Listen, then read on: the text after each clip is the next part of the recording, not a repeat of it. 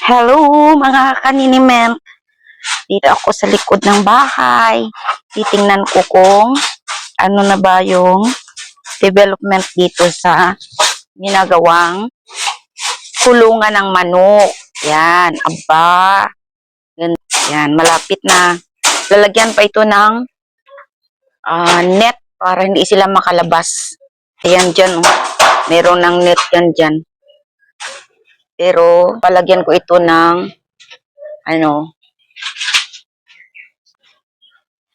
yero ang ilalagay dito, pero kalahati lang para hindi mainit doon sa kanila sa loob. Kasi pag walang yero ito, tapos net lang, mainit. So, dito sa harapan nitong kulungan ng manok, meron dito mga bayabas. Ay, mayroong bayabas, pero marami ang bunga. Yan, oh. Dami niyang bunga. Ito yung bayabas na violet. Kinuha ko dyan kanina yung iba. Yan, kasi nalalanta na kagaya doon. Yun, nalanta na. Yan. Dami nilang bunga, oh. Yan. Walang kumakain. Tinanim ko ito. Pero walang kumakain. So, yung bunga ng niyog doon, nakatago. Ang dami, oh. Yan. Tapos, yun ang mangustin ko. Dito naman sa gilid, yung papaya, ang daming bunga. Yan, oh. Oh, nalalanta na lang. Kasi mataas man siya. Mataas. Mahirap akyatin. So, ito na ang bagong kulungan ng aming mga manok. So, hindi pa tapos. Malapit na. Nakita nyo ba ang puno na ito? Dami ba bunga niyan sa taas o doon, oh. Yun, oh. Maliliit pa. Hindi masyado makita, no? Pero ang laki niya, no?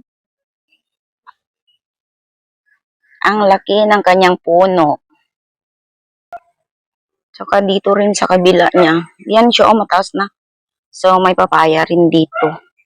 Matamis ang klase ng papaya na ito. Ay, kunin ko pala. Kasi hinog na, ha. Hindi man ako makaabot.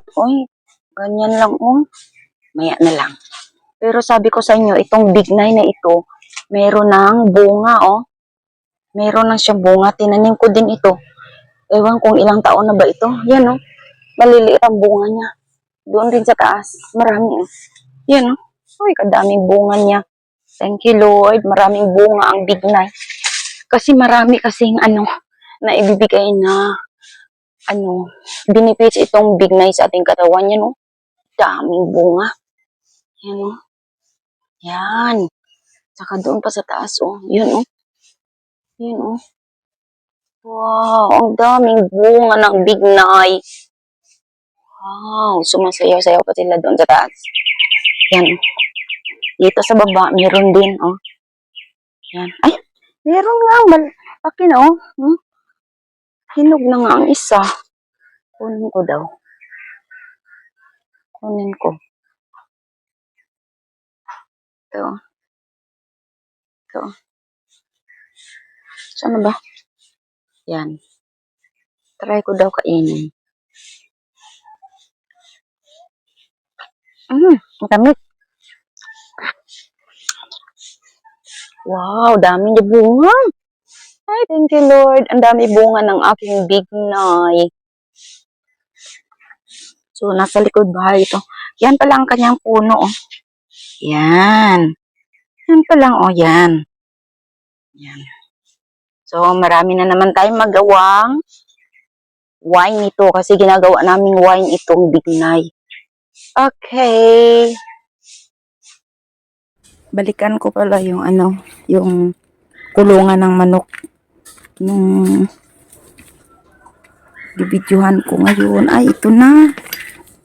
Tapos na pala, oh. So, may mga manok na dito. Yan.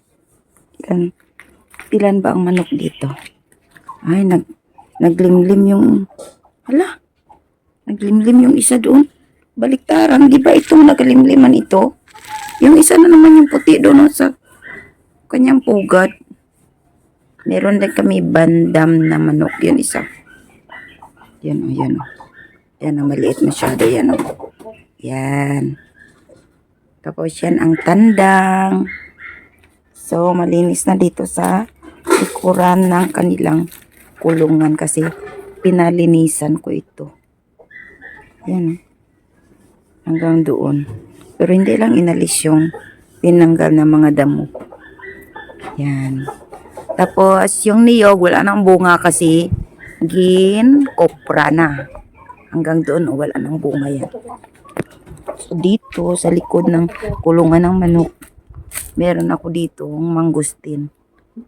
Yan, oh. Meron din doon kamyas. Maraming bunga kahit maliit pa siya. Yan. Ang saging na yan. Wala nang bunga. So, ito yung kulungan ng manok. Yan. Kunti pa lang manok. Meron din ako manok binili kapon doon. Doon sa kabilang kulungan. Yan. Buti gani, hindi tingnan mo ang tandang, ang laki-laki. So, ang bayabas, malalaki na ang mga bunga ng, violet ang bayabas na ito. Guava. Yan ang bunga niya. Violet. Yan ang marami. Yan po. Na gani ang iba, nahulog. Ay, nalaya din, no? Ay, ito, laya na rin, oh. Ay, laya na. Tuyo na, oh. Tuyo na. Pwede na ito, tuyo na siya. Itanim natin. So, itong itanim na. Ito ang yung, madaming uod. Ay, nako. Yan, ang daming uod. Distot. Saan ko ito? Dito lang yan. Daming uod. Yung bayabas na kinuha ko kasi, tuyo. Hindi ka masyado tuyo. So, may uod para sa loob. Pero yung mga bunga nito, dami. Yan. Marami doon sa taas. Tapos doon pa sa kabila. Then, doon yung papaya.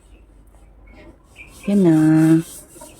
So, pinakita ko lang sa inyo yung kulungan ng manok na inayos noon. So, yan na siya. Yan, may mga manok na. Thank you for watching.